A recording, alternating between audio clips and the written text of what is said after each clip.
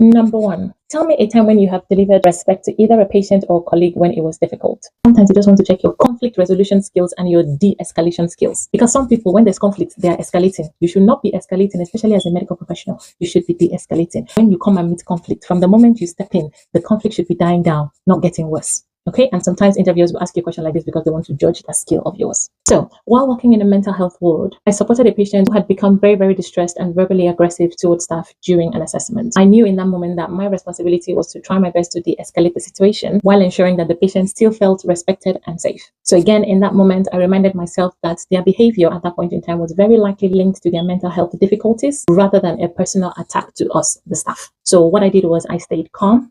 I made sure that I lowered my voice and the tone of my voice was a lot more friendly and welcoming. I allowed them some space as well. And I did my best to reassure the patient that I was there to help, nothing more. I'm only here because I want to help you and not to judge you. So over time, over a short period of time, when the patient had noticed my demeanor and saw that I wasn't coming on aggressively, I wasn't coming on like I was going to attack them, they gradually calmed down. And by the time they gradually settled, we were able to continue with the assessment of the patient safely. Now, by maintaining my respect for that patient, I was able to build trust with the patient. I was able to reduce the conflict, which later helped their engagement in care. For me, the entire experience just reinforced the importance of respect, even in difficult moments, even when it feels like the patient is personally attacking you. It's important that we as professionals detach from that mentality and understand or recognize that sometimes they are going through very difficult times and it's not necessarily an attack to us. So just by maintaining a respect for that patient and making sure that they did not feel any less than they should, the patient was able to gain more confidence in my ability to help them. The patient was able to, calm down a lot more, settle quite nicely, and it was easier to help them. So I did learn the importance of respect for my patient, even in very difficult situations.